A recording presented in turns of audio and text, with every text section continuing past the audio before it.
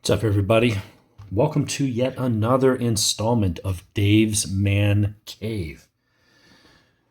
This is a watch I've been thinking about for a while. Always liked the idea of it, never pulled the trigger. Woke up this morning and said, you know what? Today's the day. Today's the day I'm going to pick this up. And we'll compare it to the other Hamilton I have, which is an open heart Jazzmaster on a blue leather strap. So, got a lot of watches with bracelets and things like that, which are nice, especially in dive watches and things. I certainly enjoy them, but some of my watches I've removed and gone to a leather strap on them, or I've gone to a NATO strap, and just to kind of mix things up, because I just had a lot of watches that were very similar. And so going to leather straps and going to NATO straps in different colors and textures and patterns and stuff like that is a good way to kind of mix up your collection, make it look a little bit more varied. But there's one watch that I want. I have a field watch and it's a titanium one from Citizen that's Eco Drive and all that good stuff. But I wanted one of these. So I'm looking at the Khaki field watches, which is again one of those ubiquitous watches when people get into collecting. There's get a PRX. Everybody has a PRX. There's certain watches everybody recommends. Get a Khaki field watch from Hamilton. So I went and got the 42 mil Murf. So we're going to unbox it and check it out. So it comes in a nice enough package. Cardboard. Inside might actually be wood. It's very thin, or maybe it's just a wood veneer. I mean, it almost feels like wood, but it might just be a wood veneer, kind of vinyl or something over it. I don't know. It's a nice enough little case. Padded. In the bottom here, you got your manuals, you got your warranty card, the tags, all the stuff it came with. And inside is this beauty of a watch. Now, if you're not familiar with the Murf was made for a character in Interstellar, played by Jessica Chastain. Now, she had a smaller one, but I think it was the watch her dad, Matthew McConaughey or whatever, had given her. And it was very popular, kind of iconic in that movie. It was a pretty popular movie. And so Hamilton said, hey, let's make them, and we'll make them in a couple. I think there's a white dial one. It's an off-white. There's black. They make it in a 38 and a larger 42 for adult-sized people like myself. And so I decided, you know what? I'm going to get one. And apparently they're coming out with a new special edition that is going to be the Murf coming on a bracelet, but I specifically wanted leather straps. I like that they're versatile. You can just swap them out. They're much lighter, one less thing to scratch whatever you rub up against, because you might be leaning it out of the car doing something. And the metal bracelet and the buckle and all that stuff, these are nice and rounded. They don't tend to have sharp edges, but I've noticed that before where I've accidentally scratched something because my steel bracelet went along the edge of something. So here, it gives you less of that. You still obviously have to, be careful not to bash up the watch itself. But, with bracelets and even with straps that have deployant clasps, while the deployant clasp look nice and classy, it makes it harder to, you can't lay the watch flat. You can't get to it as easy because it's kind of like this. And if you want to show off the movement or check it out or even change the battery or open it up and do something if you had a quartz movement, it kind of gets in the way. So I like having a plain leather strap. To me, that seems a little more old school. I'm not against deployant clasps. I do have one on one or two watches, but I kind of like it without, to be honest. Especially on this one. This one came with a deployant clasp. I took it off because the way it just didn't work that well, which was surprising for a Hamilton. It allowed this to wiggle too much. It didn't lock it in a channel. Like this would probably be a better one, although it's too small for this size strap. This is for a 20 mil. But see where it goes through and it kind of locks it in a little bit more. When I had the one that this came on, it was allowing it to do this. And so you'd be wearing the watch and it's all buttoned up and you'd look and it would be just kind of sticking out the side and you'd have to keep kind of tucking it back under. Just didn't like the deployant clasp itself. So anyway, that's why we have this on I don't know, it's some kind of a Gatalia. Sounds Italian, probably Chinese. I don't know. I got it off of Amazon. They're like $40. But it looks and feels great. So I wanted to go with this one. Let's take it off, go through the specs, do some close-up shots. I'll try not to move around too much. This is the Khaki Murf. MSRP on these is $10.95. I paid less than $8 at brand new over at My friends at Tripp and Company, jewelers over in Dawsonville, get great prices all the time. They get paid $7.75 plus tax. So really, really good deal on a quality Swiss iconic brand. The reference number, H is in Hamilton, 706-05731. It uses their own H10 caliber. Part of their Khaki Field collection. It is a 42 mil across. Thickness is a fairly thin 11. It's not super thin, but it's not bulky by any means. So it's 11 thick. You got 22 mil lug width, which is great. That way, if you wanted to switch it up, do something else, you got no shortage of options. If you wanted to put it on a NATO strap or do something else, I am leaving it just like this. You've got 10 bars of water resistance, so 100 meter, and it's got an 80-hour power reserve, which is awesome. It doesn't have a date, of which I am fine. I am fine with analog watches not having date. This one doesn't either. Why? Because I typically know what date. I'm looking at my watch to see what time it is, to see if I'm running late or whatever, but I never really forget what day it is, and you do have your phone for that. So here, I just like the classic design, and there is nothing more fun than at the end of the month when you've got 40 watches between my wife and I to sit there and go, oh, this month only had 30 days. I now have to spend the next half hour going and resetting all the watches. It's nice to not have to do that. You have sapphire crystal, but no AR coating, and that's going to bug some people. To me, it just looks a little more classic, like an older watch would be. Yeah. Let's see, anything else? It does have an open case back. It does use Superluminova. We'll do a check on the lume, because somewhere here I've got a black light. Let's see what the lume looks like. Yeah, ooh, wow, that's bright. Let's go ahead and charge it. Man, the letters all light up nice.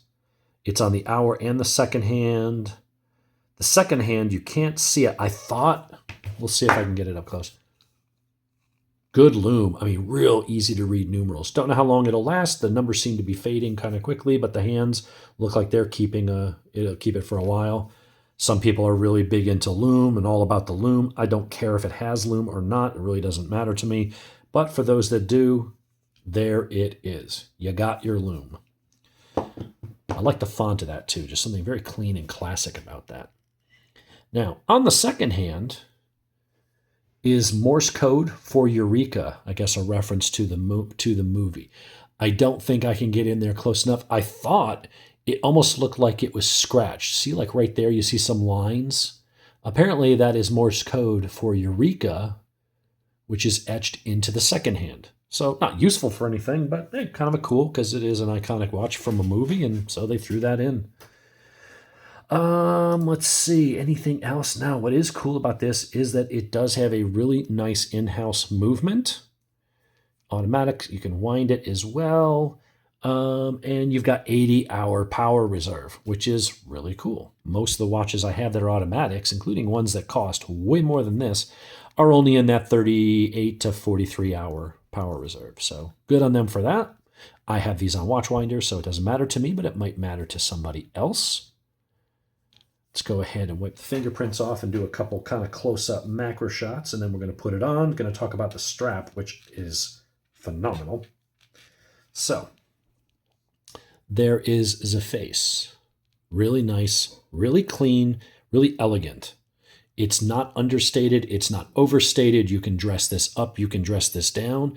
But this black leather alligator with the heavy, thick padding here, really, really nice. It's almost like patent leather shoes, although your patent leather shoes typically wouldn't have alligator print.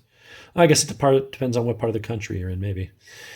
But really, really nice, really, really sharp, very clean. The crown just has their logo on it. Big old H. Nice smooth brushed on the sides. You've got nice, really fine brushed. It's super, super fine. You don't really see the lines. It's not quite matte, but it's really fine. I like it a lot. I like it a lot. Then you've got that high polish, mirror polish around that bezel. Just a beautiful, beautiful execution. This is brand new out of the box. I like that the strap itself is already slightly curved. I've got a 7.3-inch wrist. I've got it on the 1, 2, third hole from the tightest, so we've still got 1, 2, 3, 4, 5 left. So if you've got up to probably an 8, 8.25, maybe 8.5 inch wrist, that should fit you, and you could probably go down to about 6 3/4, not much smaller than that. But if you did, you just have to change out the strap or put another hole in it. It doesn't start to taper for a little bit past that, so you might be able, if you had small wrist, to get away with another hole there. But man, is that a gorgeous watch. Really nice, sits on the wrist, nice and flat, just has that classic look. It is not a screw down crown. So, well, with a leather strap like that, you're probably not going to be going too much in the water with it anyway. On watches like this, it's nice to have the 100-meter water resistance, but I'm not going to take that nice leather strap and jump in a saltwater pool with it or go in the ocean or even take a shower with it. You just get the leather all kind of scuzzed up. But if you wanted to put a NATO strap on it or something like that, or an FKM rubber strap, if you want to switch it out, if you knew you were going to be in the pool or something, you want to just throw a different strap on, giggity, you could do that. What I like about this is that this, I believe, is it quick disconnect? Come on. There we go. No, they're not. So you'd have to use your little spring bar tool to pop those off and then put one on of your choice. So some people might get this and put a NATO strap on it, in which case jump in the pool and do whatever you want. For the most part, it isn't screw down, but 100-meter water resistance should be good for casual swimming, snorkeling, basic stuff like that. If you're going to do anything more than that, get yourself a dive watch or something with a screw down crown and probably a 200-meter water resistance. This is not that kind of watch. But it's nice to know if you got stuck out in the rain or fell into the lake or something, you're not going to lose, you're not going to ruin your watch. You might have to dry the strap out, but the watch will survive. So I guess in that sense, it's good. On a watch like this, doesn't have 100-meter water resistance, I do not believe. And I'm okay with that because this is a dress watch. I'm not going to wear that anywhere near the water if I can help it. But really, really nice. About the same size. Something about the face, the letters, the dial, just the way they put this together with that black leather strap is just speaking to me. The specs are impressive, especially for the money. It's a Hamilton. It's a great watch. But there is something just really, really slick about that. The only thing I got to do is just sit here and just soften up the leather a little bit. Just kind of bend it while I'm watching TV and get it a little more curved, because you can see there's a lot of padding. That is very thick compared to the end. If this is 1 millimeter, this is like 3. So it looks nice. It gives the watch more presence. I feel like a lot of watches, they have this watch and then a really thin leather strap, and it just, I don't know, it doesn't flow. It's just like a plateau. It's here, and then boom, it drops down to the strap. I find it's nicer. It gives a nicer arc. It gives you different angles when you're looking at it. You see the compound curves. It kind of goes in, up and around, then down, and then back out. Something about that padded look in that leather, to me, just looks tremendous. So we'll wrap it up here. Really, really nice. Very clean. Very well done from a great company at a great price. If you want a really good field watch, I know another one that's really popular in this basic price range would be your Seiko Alpinist, whatever. I like it a lot, but I think it's a 39, so for me it's just a little bit small. So I've always kind of been drawn to the Hamilton, and I wanted another Hamilton after having this for a while and really enjoying it. I was like, I want another one, but here you feel weird if you're wearing shorts or jeans and a t-shirt. This can go with anything. You could wear this around the house. You could wear this casual. If you were dressed up nice for work or a meeting, this would not look out of place almost anywhere. I don't know if you could pull it off with a tux, but how often do we wear tuxedos, right? Once in your life, maybe twice. And for that, I got dress watches. So there you have it. Beautiful, elegant, clean, classic, while also being somewhat rugged. This is a really nicely constructed watch. The specs are awesome. The price is good. Gonna enjoy having this in my collection. So there you go. Finally got myself a Murph. They've got a lot of different field khakis. They've got smaller, they've got women's size, they've got different colors, they've got some titanium ones, they've got a couple quartz models, they got different color dials, different color finishes. One's black PVD. Not all the Murphs, they're just in that khaki family. The Murf is fairly specific. But they've got a lot of khaki field watches. So if you haven't had a Hamilton or you like that kind of watch, give them a look. For a proper Swiss brand with a lot of heritage and been around a long time. They used to be an American company, now they're the Swiss. They're really good. They're a very nice watch. So there you have it. Everybody, have a good day.